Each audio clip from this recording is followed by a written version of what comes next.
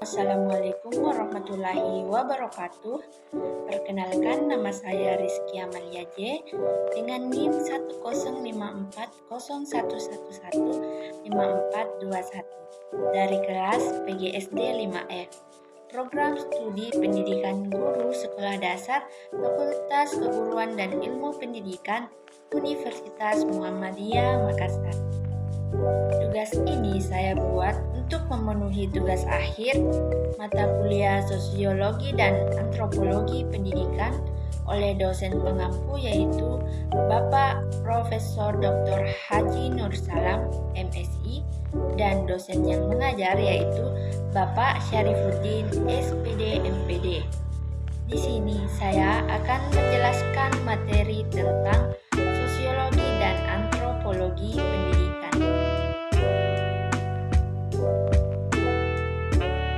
Yaitu sistem pendidikan di Indonesia. Di Indonesia sendiri terdapat 3 jenjang sistem pendidikan nasional yang kemudian dikenal sebagai wajib belajar 12 tahun.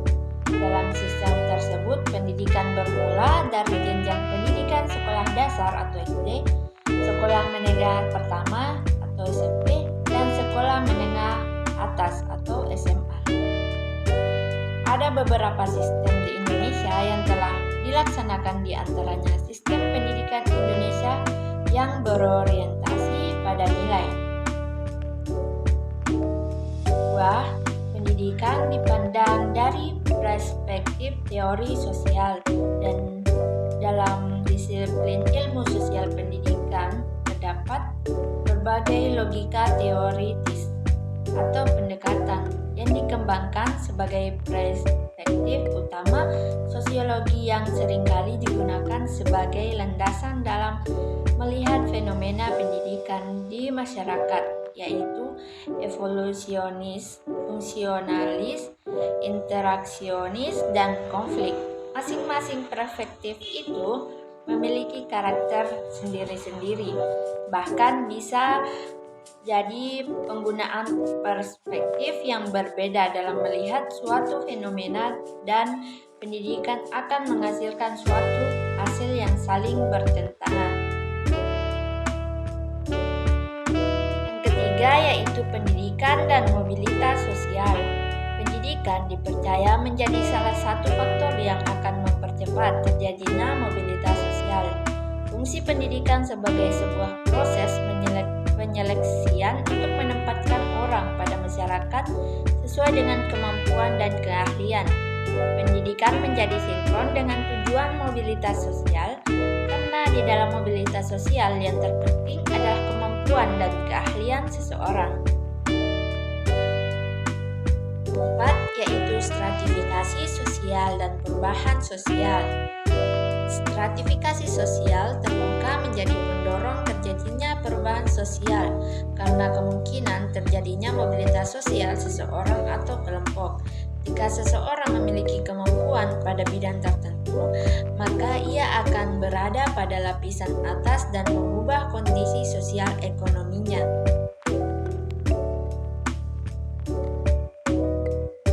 Yang kelima yaitu pendidikan dan perubahan sosial. Pendidikan sebagai suatu proses yang mengubah perilaku individu dalam konteks teori perubahan sosial akan mempunyai dampak terjadinya perubahan baik pada tingkat individu sebagai agen maupun tingkat kelembagaan yang mampu mengubah struktur sosial yang ada dalam masyarakat. Yang keenam yaitu kultur sekolah dan mutu pendidikan. Kultur sekolah didefinisikan sebagai serangkaian nilai, norma atau moral, keyakinan dan kebiasaan yang telah membentuk perilaku dan hubungan-hubungan yang terjadi di dalam sekolah, yang menjadi pengikat kuat kebersamaan sebagai warga suatu komunitas pendidikan. Kultur sekolah menekankan pentingnya kesatuan, stabilitas, dan harmoni sosial pada sekolah dan realitas sosial. Mutu pendidikan adalah kualitas untuk ukuran baik atau buruk proses pengubahan sikap dan tata laku seseorang atau kelompok orang dalam usaha mendewasakan manusia untuk mendekatkan diri kepada Tuhan melalui upaya bimbingan